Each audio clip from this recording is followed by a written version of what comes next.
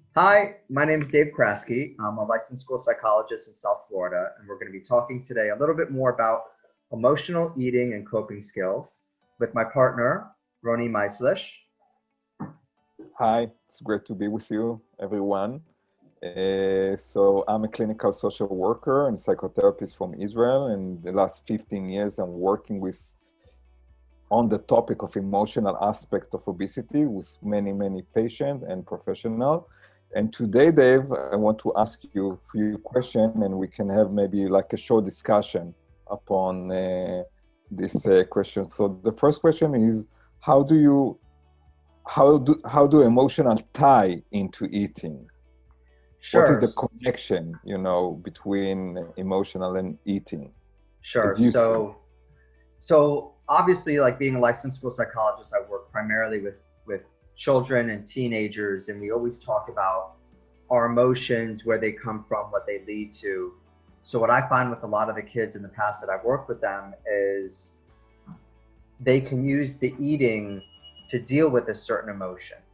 So a lot of kids I work with might eat because they're sad or unhappy, and then they tie that together of, oh, I'm sad or unhappy, I'm going to eat something to make me happy. Or they'll Mhm. even use it as a reward. I worked really hard, I'm really stressed, I deserve to eat a donut, a cinnamon bun, whatever, because that's going to relieve my stress. Yeah. Same goes for positive emotions. Like, oh, I'm having a good time and I'm excited and I'm having fun with my friends and I'm going to eat whatever I want because I'm in a good mood. So it goes again, tying back to those emotions on how it leads to eating and maybe sometimes not making the best choices when eating. Hmm. Yeah, Amazing. All right, so let's move to our second question. sure. So it's what is the difference between healthy and unhealthy coping skills Right. around this So a topic? lot of parents always ask me this too, and I always bring up to kids when I first meet with them, how do they cope? What do you do? And the difference really lies in the functionality of it and how often and where they can use it. And then finally, it really depends when it comes to healthy versus unhealthy. What are the short and long term consequences of it? So, a lot of kids I work with, this is their coping skill, it's their Hmm. phone. Yeah. They use it for distraction, they use it to tune out, they use it to stress, to deal with, severe anxiety or sadness or anything else. Where sure, it's healthy if, okay, it's short term and I can turn it off when I need to and it's not getting in the way of my life. It's not preventing me from doing other things and it's not making anything worse. Then Hmm. it can be healthy. When it starts to move into the category of unhealthy is when it starts to make things worse, or you start to depend on it so much and don't have anything else that if you don't get it, you can't cope at all. Hmm. So when it ties into food, for example, an unhealthy coping skill might be, well, every time I'm upset, I go to the ice cream store and I buy a giant bowl of ice cream and I eat it and then I feel better. And so many effects, right? Like consequences of, okay, well, what if you're in school?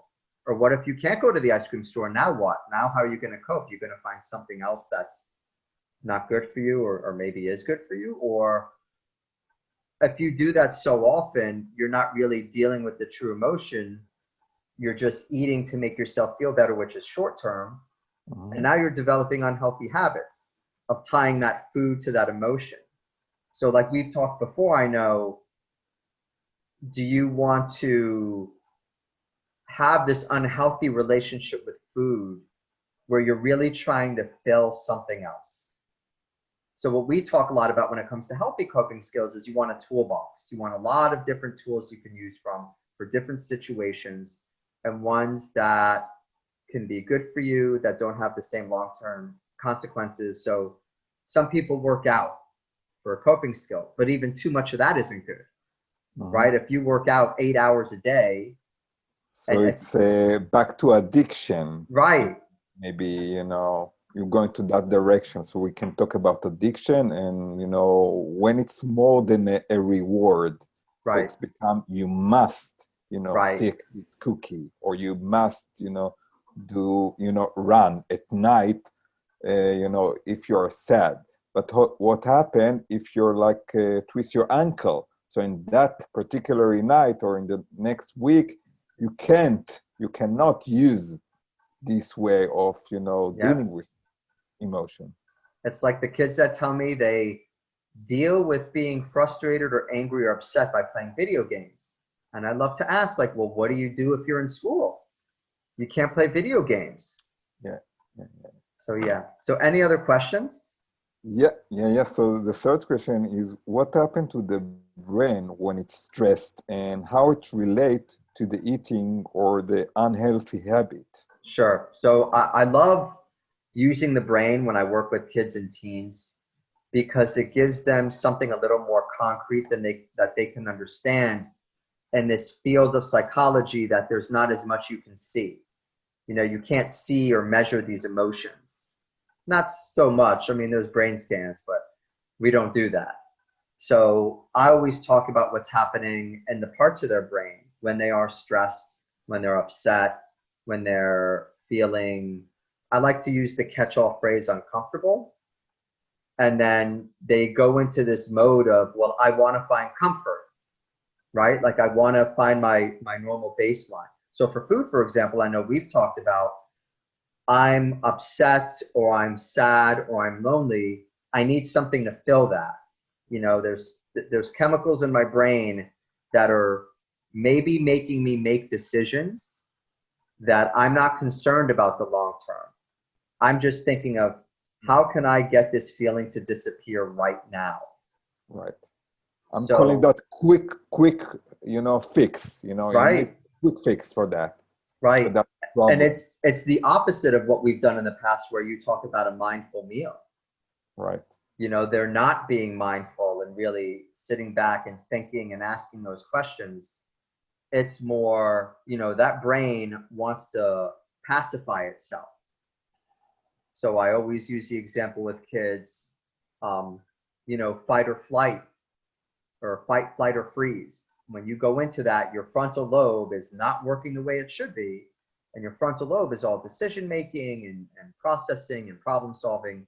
So I always tell the kids, like, you know, step one, you need to get your brain back to its normal, calm, good decision making level.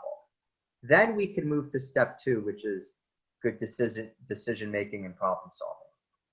Right. So I always say everything is really a brain problem, right? Because your brain controls everything. So maybe I can add here, in our workshop with the food, and you participated in, this kind of workshop.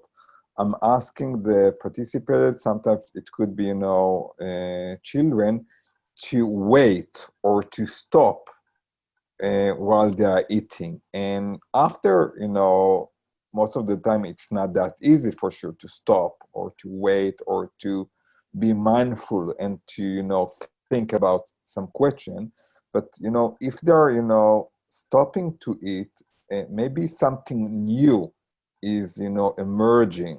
This ability that it's like a space that is born, and from this space something new can happen. And maybe this is one of the ways that their habit could change. Yep. I just wrote a piece actually on LinkedIn all about discomfort being the best catalyst or creator of change, Wow. right? Like that's the only way you're really going to create change is if you're a little uncomfortable, or that's the best way to do it because you have no choice. So when you force yourself to stop eating, Yeah. and it is a little uncomfortable because you're still hungry or you still want it or it's filling some need. And when you're uncomfortable, like you said, that's when you can develop the new habit. Right. Um, for anything, whether it's schoolwork or eating or meeting people and socializing or coping with difficult emotions. So, yeah. But thank you. I hope everyone enjoyed this little discussion and some of the information. I'm going to put our emails and a link to some other sites that we're on at the end of this video. And I hope everyone has a great day. So thank you, Ronnie, and Thanks, we'll talk Deb. again soon. See you next time.